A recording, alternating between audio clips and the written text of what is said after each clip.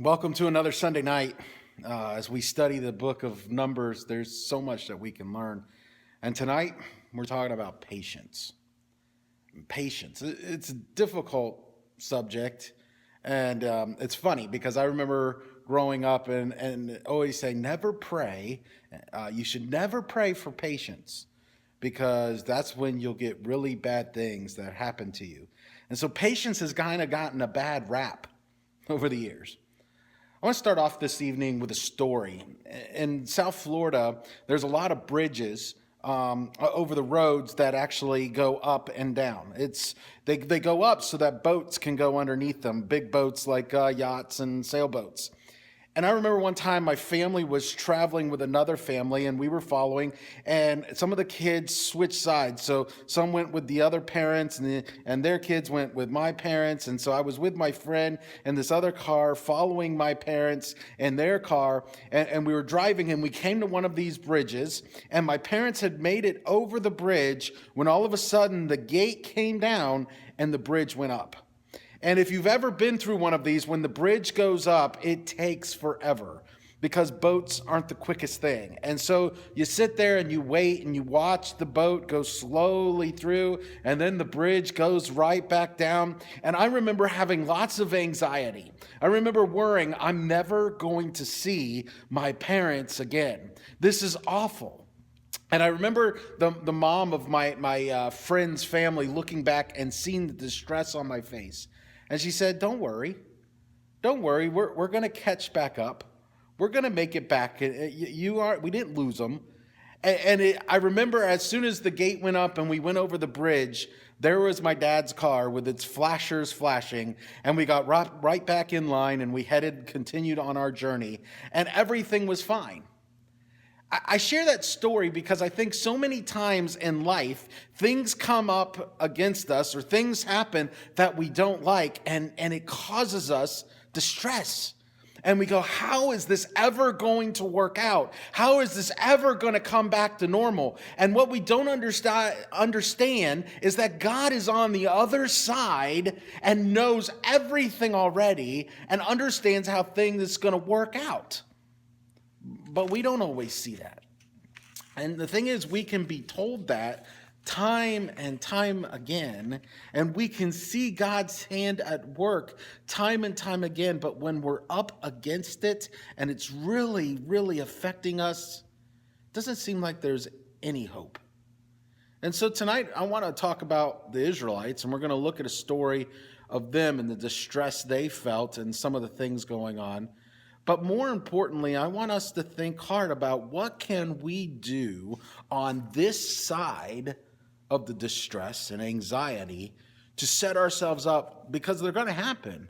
There's going to be things that happen in our life so that we're ready, so that we can keep in mind that there's another side, that God's not done. He has a plan. As long as I have breath in my lungs, there's still a plan for me.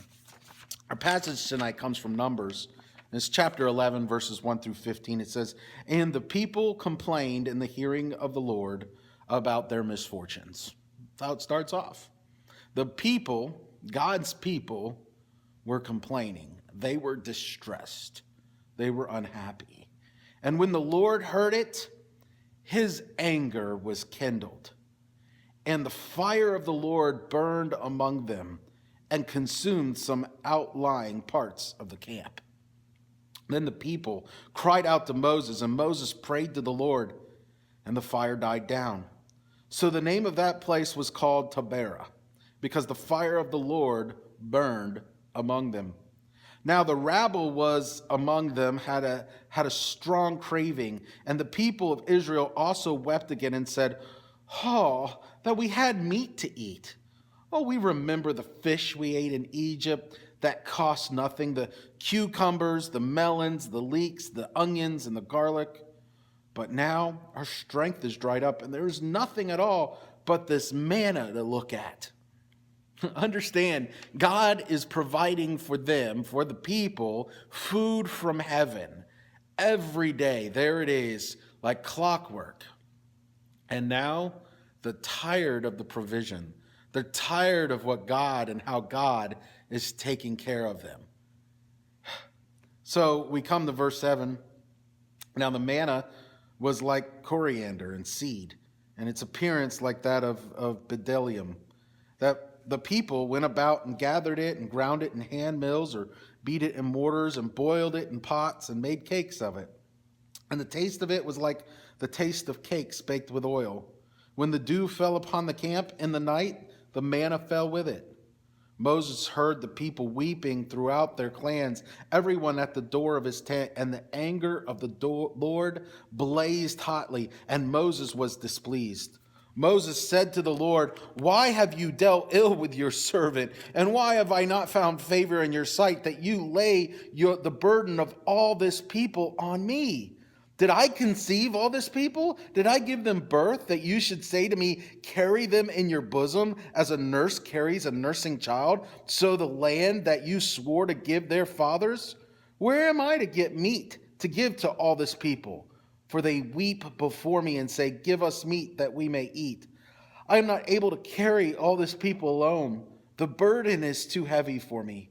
If you will treat me like this, kill me at once. If I find favor in your sight, that I may not see my wretchedness." Here's the deal. Like the people of Israel, we too can turn God into the bad guy when we don't get things as quick as we'd like. I know I've done it.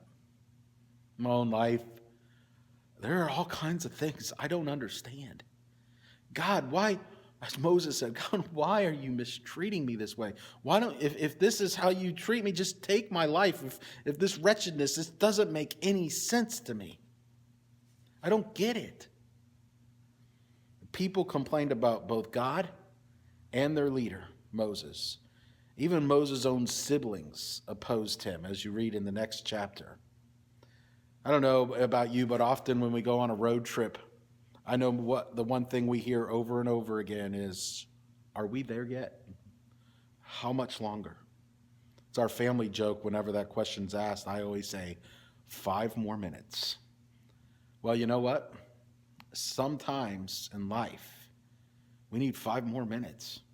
Sometimes it's 30 more minutes, and sometimes it's years. But here's the mindset I want us to be challenged with. Will we wait on the Lord? You know how often God's word says, wait on the Lord.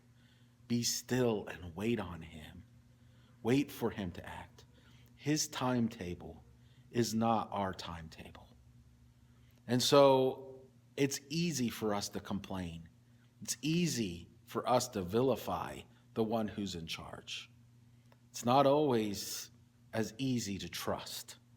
And so tonight you're going to have some questions and talk about what are some things that you can put in place in your own life? What are some disciplines that you can put in your life so that you're ready when those things come, when those trials, when you're facing those trials?